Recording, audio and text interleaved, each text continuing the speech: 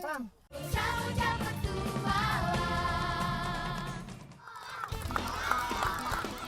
Ayo Rizal, yang semangat larinya. Kita pasti bisa mengalahkan timnya Rizky. Kenalkan, nama aku Ridwan, si Bulang dari Desa Ketayasa, Kecamatan Cijulang, Kabupaten Pangandaran, Provinsi Jawa Barat. Petualangan kali ini dijamin seru deh. Kita mulai dengan bermain panjat pisang dulu ya. Permainan ini memadukan kecepatan dan kerjasama dalam tim. Iya, sekarang giliranku. Aku harus sampai terlebih dahulu, karena tim yang sudah lengkap bisa memanjat batang pisangnya duluan. Ayo Hisan, Rizal, Fahmi, buat kuda-kuda yang kuat. Licin sekali. Dalam panjat pisang, kita harus mengatur strategi yang tepat. Siapa yang punya badan kuat harus jadi penopang yang ada di bawah. Nah, yang badannya tinggi dan ringan bertugas memanjat pohonnya. Hore! Hisan berhasil merebut merah putihnya duluan.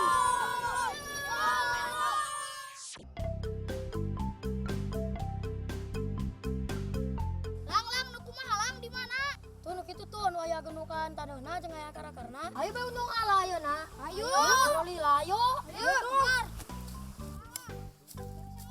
Teman, pagi ini kami sedang berburu rayap untuk makan ikan. Kata Bapak, jika ada gundukan tanah tidak wajar, kemungkinan besar di bawahnya terdapat sarang rayap.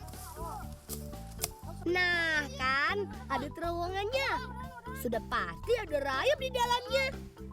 Teman, menurut buku IPA yang kubaca, kumpulan rayap pekerja membangun sarangnya dengan menggali lubang seperti pori-pori di dalam tanah. Pori-pori ini bermanfaat supaya air bisa masuk dan digunakan untuk bertahan hidup, juga melindungi ratunya. Kata bu guru IPA, rayap pekerja bisa bertahan hidup selama 2 tahun dan terus bekerja tanpa henti. Wih, apa nggak capek ya? Hisan, Rizal, ayo ambil sarang rayapnya. Sarang rayap berbentuk rongga-rongga yang berwarna kecoklatan. Bagian inilah yang akan kita manfaatkan. Sarang rayap terbentuk dari campuran pasir, batu, tanah liat, daun kering, dan sisa organisme lain. Dan tahu nggak, rayap merekatkan semuanya dengan bantuan air liurnya. Wih, kita juga nemu ratunya nih. Mamang pasti suka. Sepertinya sudah cukup. Ayo, kita cari Mamang di balong.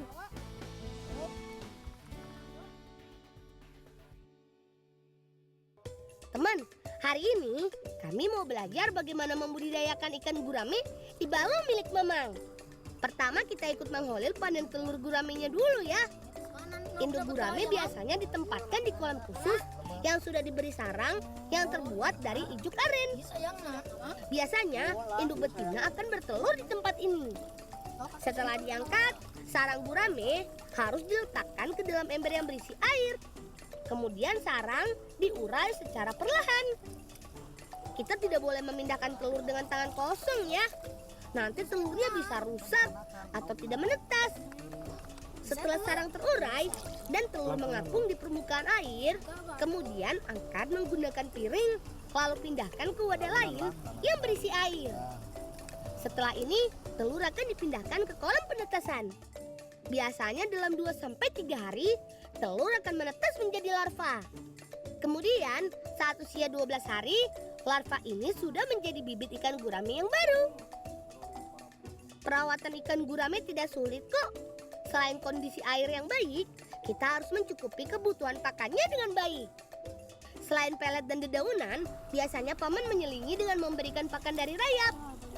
Rayap mengandung protein tambahan yang baik untuk ikan, sehingga baik digunakan sebagai pakan tambahan. Iya tenang, Mang. Mah gatal. Menyacan pernah ningali nu kieu itu ratuna. Bisa didahar. Kayak protein.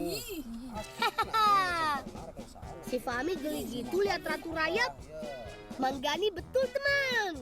Ratu rayap kaya akan protein. Selain itu, menelan ratu rayap mentah-mentah dipercaya dapat menurunkan tekanan darah atau hipertensi. Eits, tapi jangan sembarangan ya. Kalau punya alergi, bisa bentol-bentol nanti. Nah, sekarang waktunya memindahkan indukan baru. Teman, kali ini kami bergotong royong untuk menangkap dan memindahkan indukan gurame ke kolam pemijahan. Karena kolamnya cukup besar, jadi kami menangkapnya menggunakan jaring. Sepertinya Paman Holil dapat. Ayo Paman, jangan sampai lepas. Kata Paman, ada beberapa ciri-ciri induk yang baik. Untuk ikan jantan paling kecil harus berusia 4 tahun. Dengan bobot 2 sampai 3 kg. Sedangkan betina harus berumur minimal 3 tahun dengan berat 2 kg. Ikannya sudah dipindah ke kolam pemijahan. Semoga bertelur yang banyak ya. Ya lang, gurame, nuhun ya dibantuan. Asik, kita dapat lauk. Enaknya dimasak apa ya? Teman, kami mendapatkan tugas dari Teteh untuk mencari Honje nih. Katanya sih, supaya masakan ikan gurame kami nanti menjadi lezat. Teman, Honje merupakan salah satu jenis tanaman rempah yang banyak digunakan dalam masakan Sunda. Honje juga dikenal dengan sebutan kecombrang. Honje dapat tumbuh tinggi. Bahkan jika tanahnya subur, batangnya bisa tumbuh mencapai 5 meter.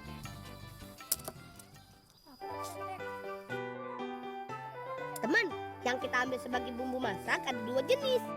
Kita bisa mengambil bunga yang masih kuncup dan biji bunga yang sudah rontok. Keduanya bisa dipakai untuk berbagai jenis masakan, termasuk untuk memasak ikan gurame kita tadi. Lang, yuk. Terus berayo. Ya nges mahi, ya nges bawa ayo. Ayo yang balik, ayo. Honjenya sudah cukup nih. Sudah gak sabar masak ikannya.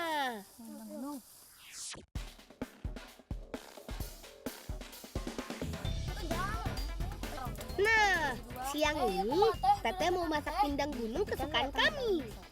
Pindang gunung merupakan masakan khas Pangandaran dengan bahan dasar ikan. Pertama, kita siapkan bumbu halusnya dulu. Teteh sudah menyiapkan bawang merah, cabai rawit, kunyit, kencur, dan jahe. Ulek sampai halus ya Teh. Sementara Teteh menghaluskan bumbunya, aku dan Fahmi menyiapkan bahan campurannya.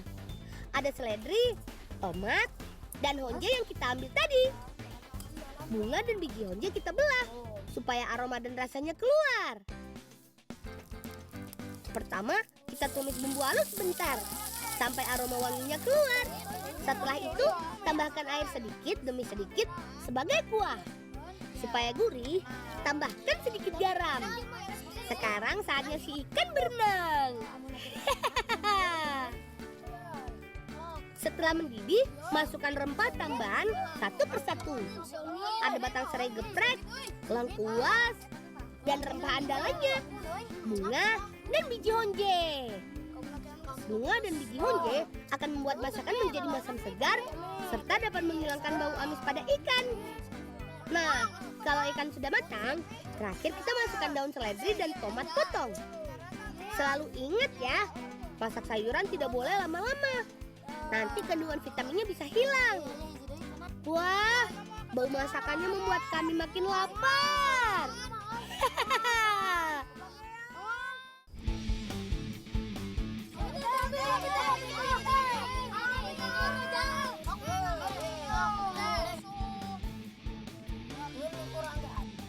Honje inilah yang membedakan rasa pindang gunung dengan pindang dari daerah lain. Wah, teman-teman tuh lapar kali makannya. Ayo, habiskan. Kalau makan tidak boleh bersisa. Hihihi.